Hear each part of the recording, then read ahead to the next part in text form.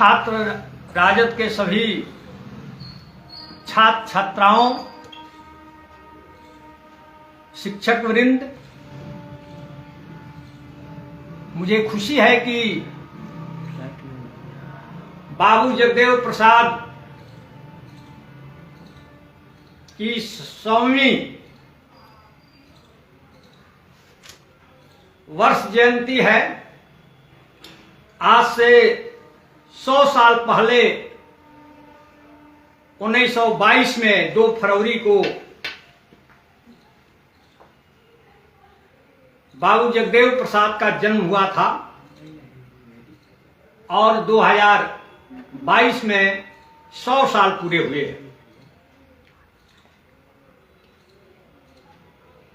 जगदेव प्रसाद ने एक बात कही है, वो ये कि हम जिनके लिए बोलते हैं वे गूंगे और बहरे हैं,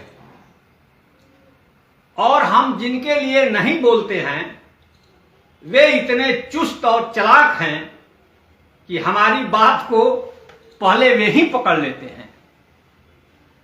देखिए, ये केवल 2 लाइन का स्टेटमेंट है जगदेव प्रसाद का, लेकिन कितना महत्वपूर्ण है कि हम जिनके लिए बोलते हैं वे गूंगे और बहरे हैं, और हम जिनके लिए नहीं बोलते हैं वे इतने चुस्त और चालाक हैं कि हमारी बात को पहले ही पकड़ लेते हैं, और जब पकड़ लेते हैं तो उसकी काट तैयार कर लेते हैं और शोषण की प्रक्रिया फिर से शुरू हो जाती है। भाई, शोषक जो वर्ग है वो इतने औजार डेवलप कर लेते हैं कि जब ही आप पता करते हैं कि इस औजार के माध्यम से शोषक हमारा शोषण कर रहा है, जब तक कि आपको पता होता है तब तक वो औजार वो फेंक देता है, दूसरा औजार डेवलप कर लेता है। अभी तो आप मंदिर मस्जिद पोथा पोथी उसमें खोज रहे हैं कि ये हमारे शोषण के औजार हैं, ये मेडिवल औजार हैं। मॉडर्न औजार जो डेवलप किया है शोषकों ने, वो तब पकड़ पाइएगा जब आपका मेंटल लेवल जो है उनके बराबर हो जाए। अभी तो हजारों औजार डेवलप है, जिसको आप न समझ रहे हैं ना उसको जान पा रहे हैं, और शोषण आपका अबाध गति से होते जा रहा है। तो गूंगे हैं का मतलब क्या? हमारे लोग गूंगे हैं। जगदेव प्रसाद ने यह बात 1960 और 70 के दशक में कही थी। तब हमारे पास न ट्विटर थे, न फेसबुक थे, न सोशल मीडिया था। तो उस समय न हमारे पास कोई शास्त्र था और न हमारे पास कोई मीडिया था, इसलिए आप गूंगे थे। आपकी आवाज वहां तक नहीं पहुंचती थी, आपके विचार नहीं फैलते थे। और बहरे, इसको एक एग्जाम्पल से समझिए। मैं एक बार गांव गया था तो एक किसान ने मुझसे पूछा कि प्रोफेसर साहब ये बताइए कि ये जो मच्छर है वे कान के पास क्यों भनभनाते हैं, पैर के पास क्यों नहीं भनभनाते हैं? अब देखिए, कान के पास सुनने की कैपेसिटी है, तो आपको लगता है ये भ्रम हो रहा है कि मच्छर केवल कान के पास भनभना रहे हैं। नहीं, मच्छर आपके पैर के पास, आपके हाथ के पास, आपकी छाती के पास, चारों तरफ भनभना रहे हैं, लेकिन छाती, पैर और हाथ को सुनने की कैपेसिटी नहीं है, इसीलिए आपको पता नहीं चल रहा है। मच्छर शोषण चारों तरफ कर रहे हैं, लेकिन कान के पास सुनने की कैपेसिटी है। ये भी भनभनाहट आती है, हम लोग उसको मारते हैं, भगा देते हैं। तो शोषण के औजार को पकड़ने के लिए आपके पास एजुकेशन का वो लेवल होना चाहिए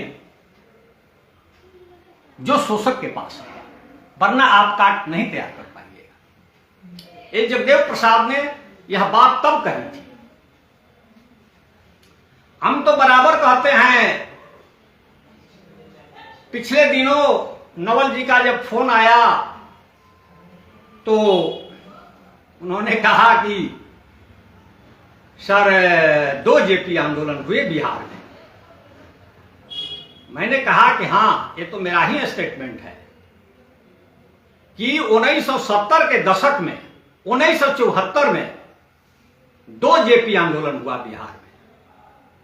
एक जयप्रकाश का और दूसरा जगदेव प्रसाद का।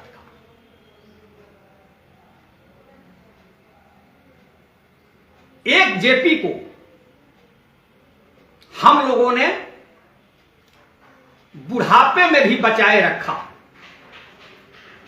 और दूसरे जवान जेपी को हम लोगों ने गोली मारी। इससे दोनों जेपी आंदोलन के फर्क को आप समझ सकते हैं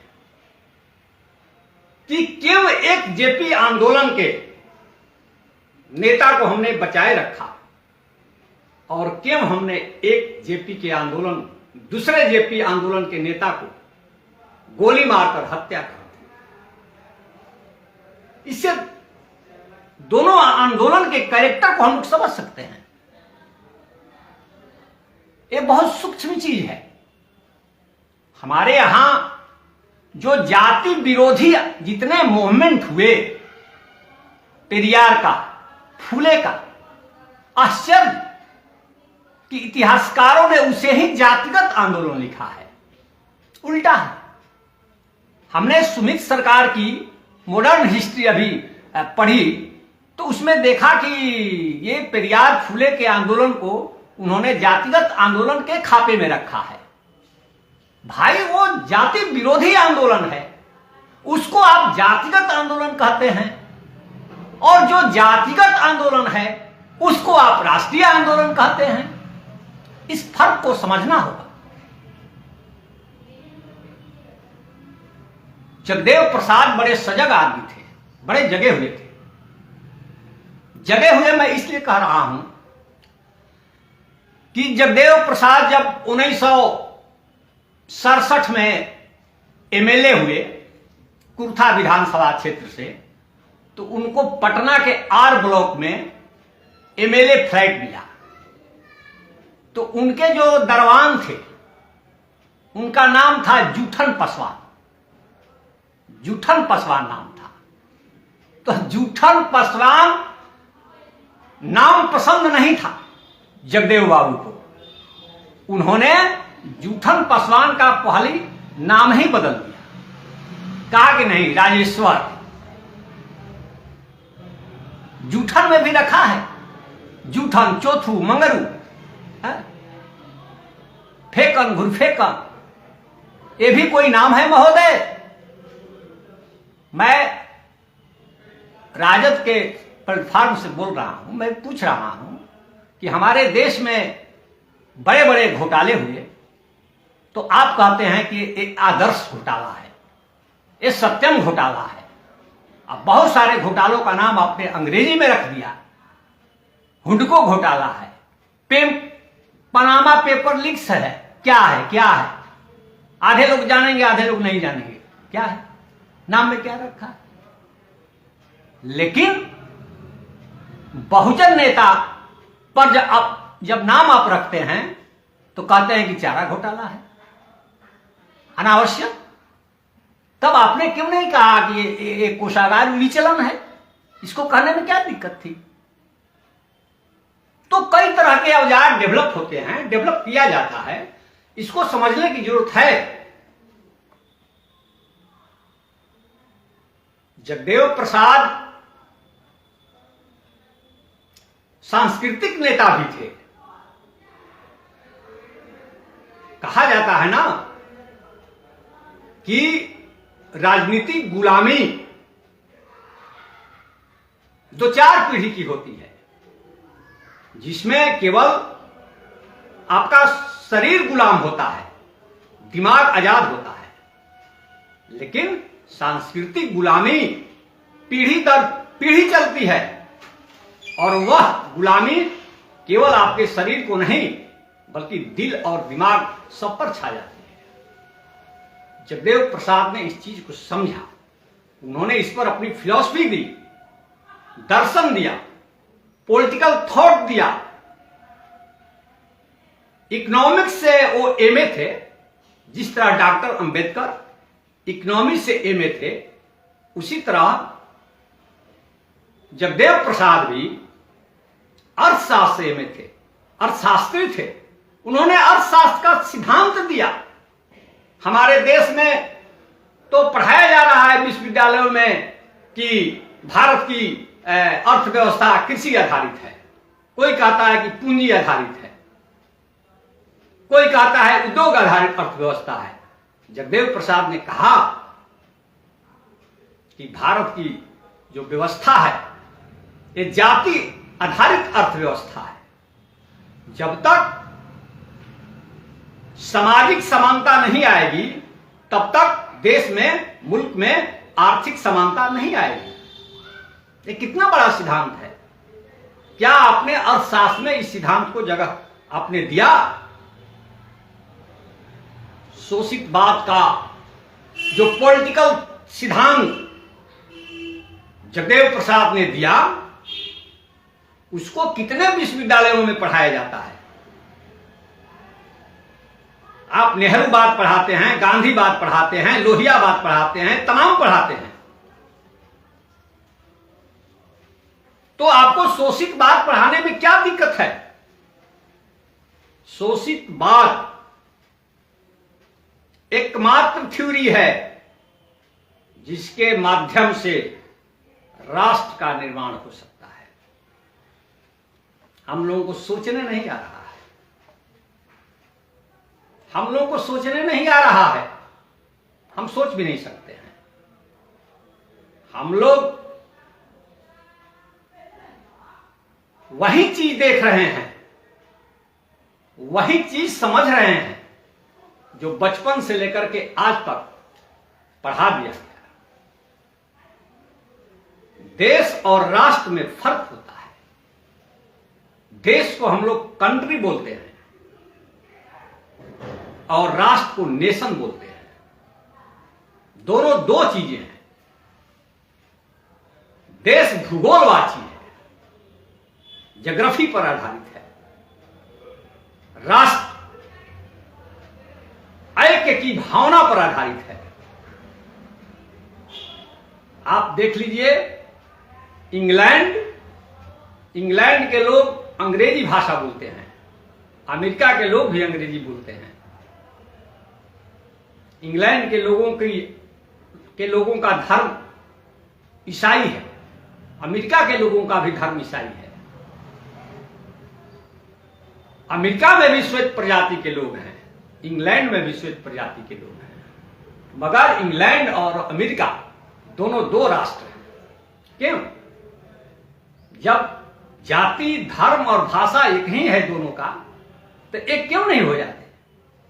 स्विट्जरलैंड में देखिए, स्विट्जरलैंड में फ्रेंच लोग हैं, इटालियन लोग हैं, जर्मन लोग हैं, 3 प्रजाति के लोग हैं। वहां की राजभाषा 3 है, फ्रेंच, इटालियन और जर्मन। बावजूद इसके स्विट्जरलैंड एक राष्ट्र है। राष्ट्र का मतलब यही होता है। राष्ट्र तब बनता है जब किसी देश के, किसी मुल्क के लोगों के बीच आर्थिक और सामाजिक समानता हो। अगर आकाश पताल की खाई है अर्थ के मामले में, इकोनॉमिक्स के मामले में, और सामाजिक विषमता है, तो वो देश राष्ट्र नहीं बन सकता है। उसको राष्ट्र नहीं बनाया जा सकता है, वो देश बनकर रहेगा। और देश आप कैसे बनाते हैं? संगीन की नोक पर, कर्फ्यू लगाकर, इमरजेंसी लगाकर, ईडी और विजिलेंस छोड़ करके, पुलिस से, फौज से इन सब औजारों से आप जनता पर जबरदस्ती थोपकर, मारकर, सत्ता के बलबूते कहते हैं कि ये देश है। तो आप देश बना सकते हैं, राष्ट्र नहीं। राष्ट्र जब भी बनेगा तब उसके लिए एक जरूरी शर्त है कि उसमें आर्थिक और सामाजिक समानता हो। इसी की लड़ाई तो जगदेव प्रसाद ता जिंदगी लड़े, अब वही आपके यहां गायब है। इसलिए मैं कहता हूं कि जगदेव प्रसाद बहुत बड़े राष्ट्र निर्माता थे। इस पर अगर 1 घंटा मैं बोलूंगा तो शायद मेरी बात क्लियर हो जाए, क्योंकि नई अवधारणा को, नए कंसेप्ट को देने में समय लगता है, उसको समझने में, समझाने में समय लगता है। शायद मैं जल्दी में आपको नहीं समझा पा रहा हूं। अगर शोषितवाद के सिद्धांत को पॉलिटिकल साइंस के तमाम विश्वविद्यालयों में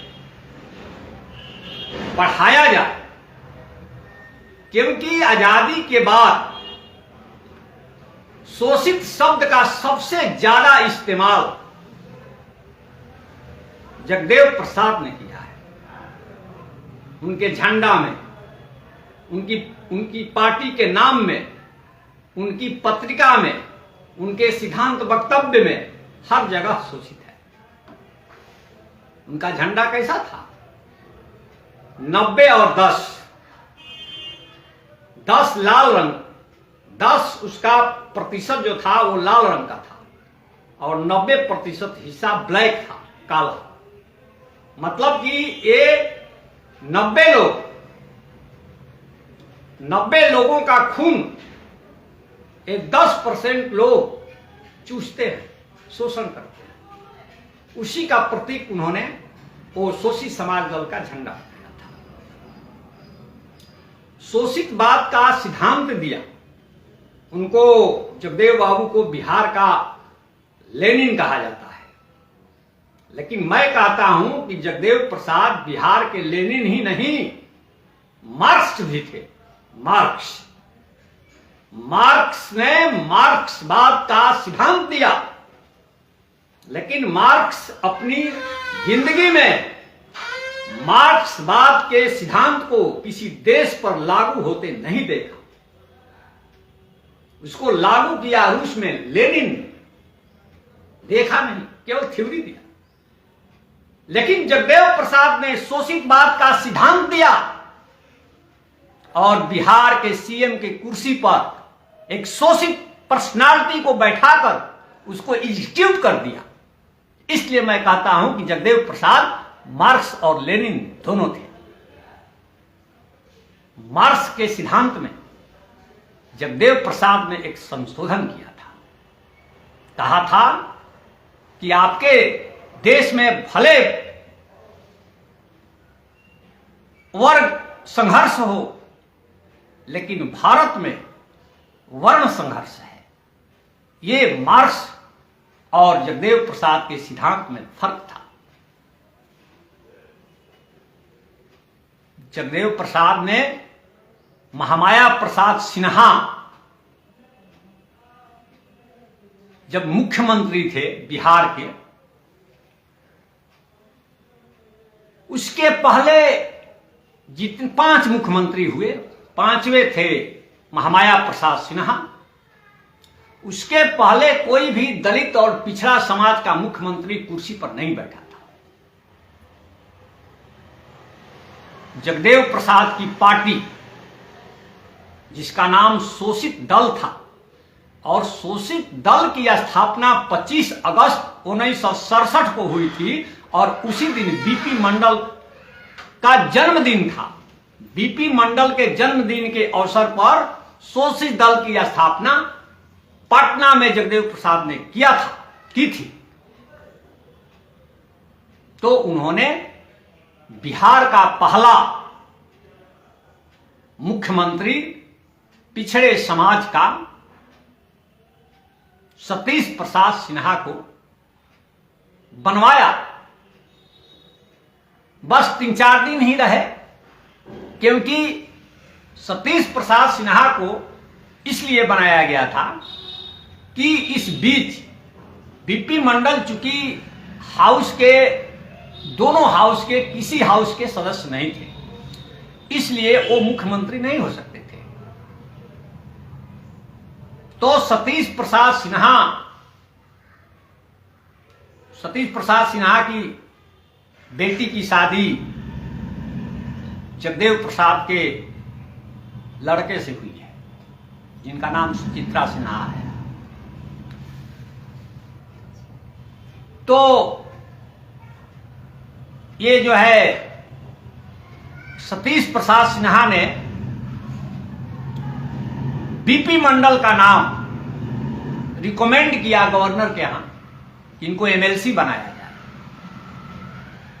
तब केवी सहाय सपोर्ट में थे। केवी सहाय के ही एक साथी थे परमानंद सहाय। परमानंद सहाय ने रिजाइन किया। केवी सहाय खफा थे इन पर, महामाया प्रसाद सिन्हा पर, और उनकी सीट खाली हुई परमानंद सहाय की, और फिर बीपी मंडल एमएलसी हुए, और फिर वो बिहार के मुख्यमंत्री हुए। तो सतीश प्रसाद सिन्हा और बीपी मंडल से शोषित समाज के लोग बिहार के सीएम होने लगे। और फिर यह धारा रुकी नहीं। अब इसे आप सोच सकते हैं कि बिहार की राजनीति में जगदेव प्रसाद का कितना बड़ा कंट्रीब्यूशन था। और जगदेव प्रसाद कहते थे कि बिहार पर बैठा दिया, अगला कदम मेरा दिल्ली पर होगा। जगदेव प्रसाद अगर जीवित रहते तो शायद उनका वो सपना आज पूरा हो गया होता, और दिल्ली पर शोषित समाज के लोगों का कब्जा होता। इसीलिए जगदेव प्रसाद ने उस परिभाषा को बदल दिया था डेमोक्रेसी की। कहते थे कि शोषितों के लिए शोषितों का राज। ये कहते थे कि ये डेमोक्रेसी है। तो सतीश प्रसाद सिन्हा और बीपी मंडल से लेकर आगे भोला पासवान शास्त्री, अगर जगदेव प्रसाद ने ये बैकग्राउंड नहीं बनाया होता तो विनोदानंद झा ने पहली बार भोला पासवान शास्त्री को बिहार का सीएम बनवाया।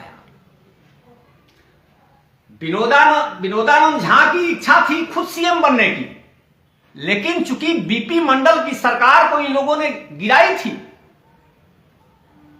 तो उसकी क्षतिपूर्ति में आपको एक दलित समाज के व्यक्ति को ही मुख्यमंत्री बनाना पड़ता। तो ये जगदेव प्रसाद के आंदोलन का प्रभाव था, और उसी की पृष्ठभूमि में दलित समाज का पहला व्यक्ति भोला पासवान शास्त्री बिहार के मुख्यमंत्री हुए। और यही बैकग्राउंड था, बाबू जगदेव प्रसाद का बनाया हुआ ही बैकग्राउंड था कि कांग्रेस का आला कमान को बिहार में मुख्यमंत्री दारोगा प्रसाद राय को बनाना पड़ा, वरना दारोगा प्रसाद राय बिहार के मुख्यमंत्री नहीं होते। कांग्रेस जान गई थी कि अब हमको शोषित समाज के बीच से ही मुख्यमंत्री बनाना होगा, नहीं तो दारोगा प्रसाद राय के पिता सोचे थे जब इनका जन्म हुआ था कि हमारा बेटा दारोगा बन जाए, इसलिए अपने बेटे का नाम दारोगा रख दिए थे। उनको क्या पता था कि जिसको हम सोच रहे हैं कि हमारा बेटा दारोगा हो गया, वो बिहार का मुख्यमंत्री हो जाएगा। 10 ही महीना रहे। कितना बड़ा काम किया दरोगा प्रसाद राय ने। दरोगा प्रसाद राय ने ये मुंगेरी लाल कमीशन, जिसको इंप्लीमेंट किया कर्पूरी ठाकुर ने बिहार में 1977 में, ये 1970 में किसने इस कमीशन को बनाया? दरोगा प्रसाद राय ने। दरोगा प्रसाद राय ने ही मुंगेरी लाल कमीशन का गठन किया और उसी को 7 साल बाद, 7 साल तक तो वो फाइल धूल फांकती रही सचिवालय में। 7 साल बाद कर्पूरी ठाकुर ने 77 में इंप्लीमेंट किया उस रिजर्वेशन को। तब 77 में जगजीवन राम की दूरी बढ़ गई थी इंदिरा गांधी से, तो इंदिरा गांधी ने जगजीवन राम को हराने के लिए, मैं जहां सासाराम से बोल रहा हूं, इसी सासाराम में मुंगेरी लाल चुनाव लड़े जगजीवन राम के खिलाफ।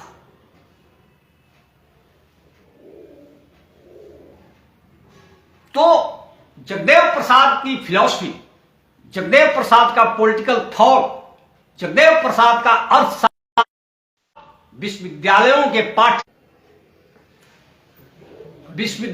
के पाठ्यक्रम में आना चाहिए। जगदेव प्रसाद पर कई विश्वविद्यालयों में रिसर्च हो चुके हैं। एक रिसर्च तो हमारे विश्वविद्यालय में, वीर कुंवर सिंह विश्वविद्यालय आरा में हरेंद्र कुमार ने किया है। मैंने वो रिसर्च पढ़ा है। एक रिसर्च मगध यूनिवर्सिटी में भी हुआ है। जेएनयू और ड्यू में भी उनके विचारों पर रिसर्च होना चाहिए। जिस आदमी ने एक धारा बनाया कि बीपी मंडल, भोला पासवान शास्त्री, कर्पूरी ठाकुर, दरोगा प्रसाद राय से लेकर करके लालू प्रसाद, राबड़ी देवी और नीतीश कुमार की धारा बनी, उसको आप मामूली कैसे समझते हैं? मामूली नहीं है। तब के जमाने में जिस जिला में जगदेव प्रसाद का जन्म हुआ था, गया जिले में, उस समय गया जिला था, गया जिला के कुरहारी गांव में जगदेव प्रसाद का जन्म हुआ था 2 फरवरी 1922 को। उस समय केवल गया जिले में 9,500 जमींदार थे। आज एक भी जमींदार नहीं है। तब आपकी जुबान दबी दबी रह रही है। अब सोचिए, केवल उनके जिले में 9,500 जमींदार थे। उस समय बोलने की कुव्वत कहां से आई? जहां 3 कठिया 5 कठिया प्रथा लागू थी, 20 कट्ठा का 1 बीघा होता है, तो 5 कट्ठा जमींदार का हाथी जो है उसको देना होता था। फसल 5 कट्ठा खा जाता था हाथी। आप सोच सकते हैं, आजादी के बाद की यह बात है। इस 5 कट्ठिया प्रथा का विरोध जगदेव प्रसाद ने किया जब वो कम उम्र के थे, और इस प्रथा को उन्होंने बंद करा दिया अपने इलाके में। तब तेली से तेल कर लगता था, ग्वाल से घी कर लगता था। दिवाली के दिन तेली लोगों को 16 से तेल देना होता था। यह समय था। उस समय इतना बोलना कि अगला सावन भादों में गोरी कलाई कादों में, आप मामूली साहस की बात समझ रहे हैं? आज बोलने में आप डर रहे हैं। उस जमाने में वो आदमी कैसे बोला होगा? तो गोरी कलाई क्या है? गोरी कलाई शोषक वर्ग का प्रतीक है। बोलते थे कि रोपनी करने का, धान रोपने की जिम्मेवारी केवल काली कलाई को नहीं होनी चाहिए। कहते थे कि अगले सावन भादों में गोरी कलाई कादो में, गोरी कलाई को भी रोपनी करनी होगी। ये उनका समाजवाद था, ये उनका शोषितवाद था।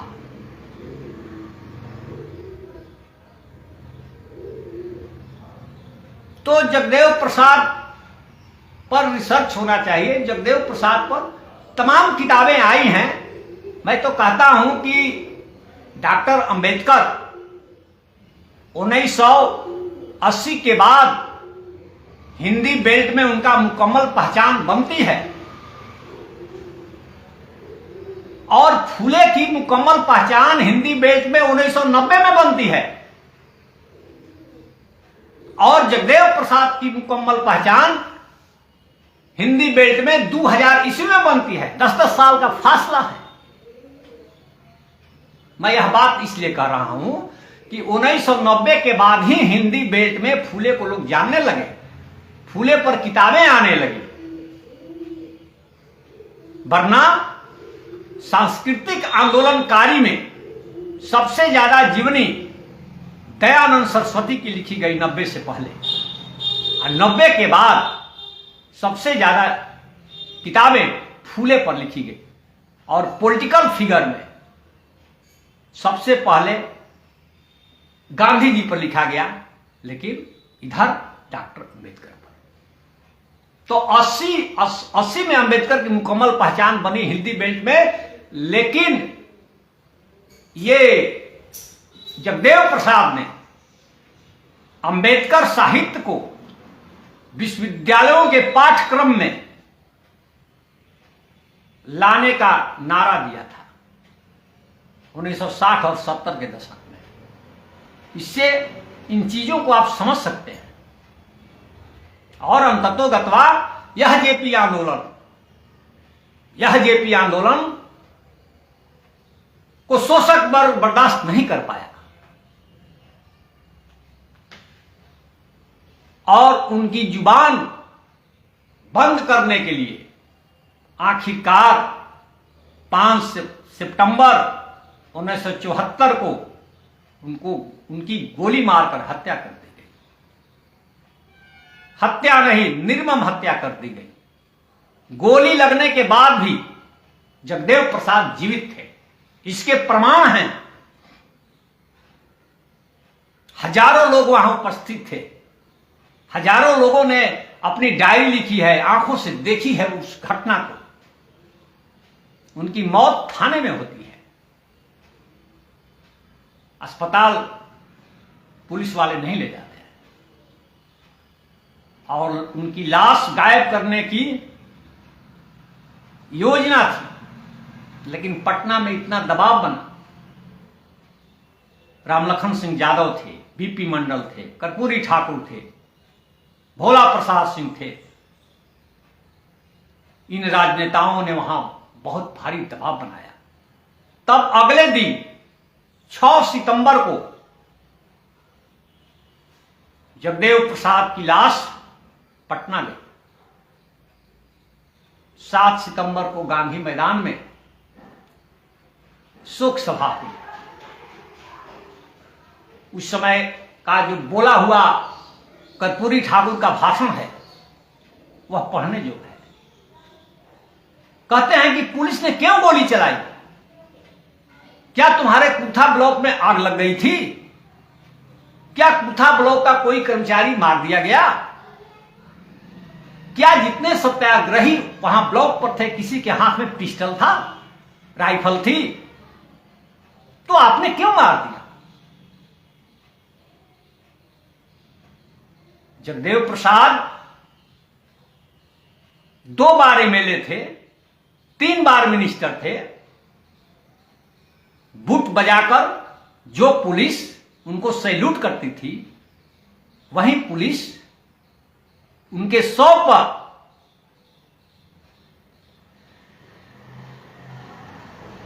बूट से रौंद दी। यह आश्चर्य, यह मामूली बात नहीं है। आप नेता हैं तो नेता हैं तो आप धमकी देते हैं डीएम को कि डीएम बदल देंगे। जगदेव प्रसाद ने अपने जीवन में डीएम नहीं सीएम बदलते रहे हैं। बढ़िया से इतिहास पढ़िए, समझिए। अभी जितने हमारे यहां इतिहास लेखक हैं, जगदेव प्रसाद के जमाने का जो पॉलिटिकल हिस्ट्री लिखी गई है, जो पत्रकार हैं, मैं पढ़ता हूं, सबने अंड बंड संट लिखा है। किसी सब लोगों ने इस बात को दबाया है।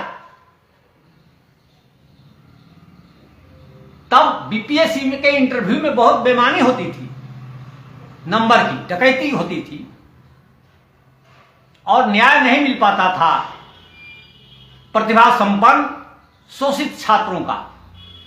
दारोगा प्रसाद राय से कहकर जगदेव बाबू ने इंटरव्यू में नंबर कम करवाया और दारोगा प्रसाद राय के समय में, जमाने में बिहार का पहला प्रधान सचिव आरएस मंडल शोषित समाज से हुआ। ये कुबत थी, ये बैकग्राउंड थी बिहार की धरती को बदलने के लिए कि पहला सीएम शोषित समाज दल का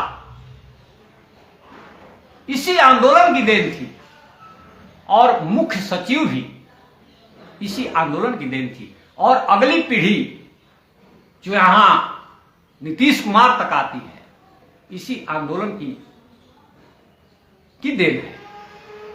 इसे ठीक से समझे जाने की जरूरत है।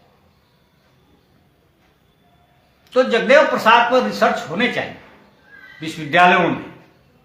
जगदेव प्रसाद पर पहली जीवनी 1999 में आई थी अशोक कुमार सिन्हा की कृत्या पब्लिकेशन पटना से।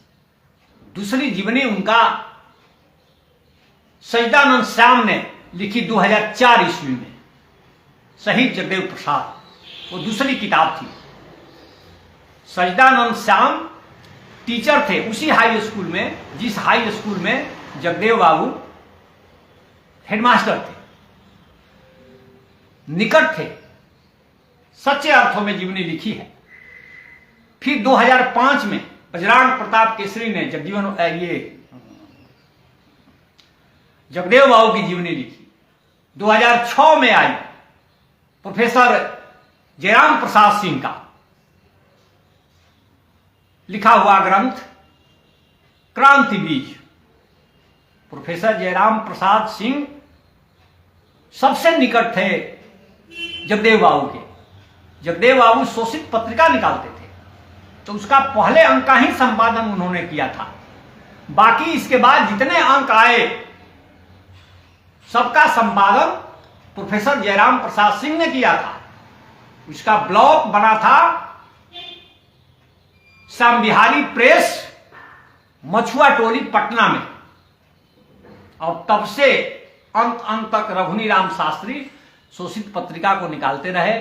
शोषित पत्रिका की धारा रुकी नहीं। तो प्रोफेसर जयराम प्रसाद सिंह ने शोषित पत्रिका का संपादन का कार्य पूरा जीवन उन्होंने संभाला। इधर 2-3 साल पहले उनका निधन हो गया।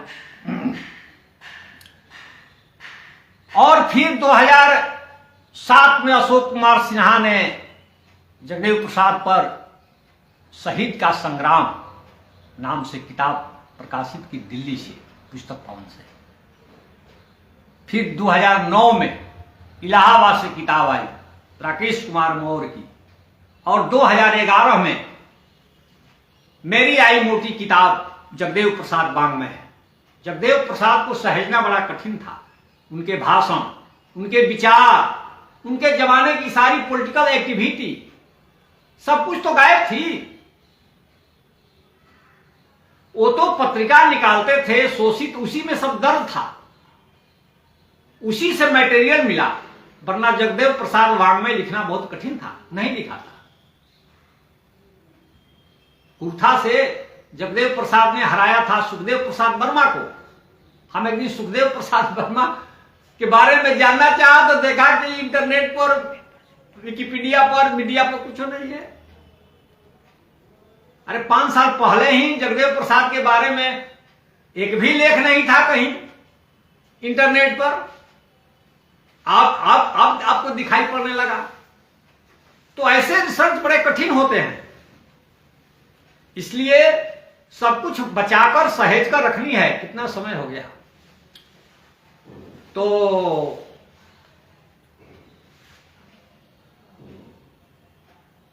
तो बोलने को बहुत कुछ है, लेकिन मैं समझता हूं कि काफी है। आप लोगों ने सुना, बहुत बहुत धन्यवाद।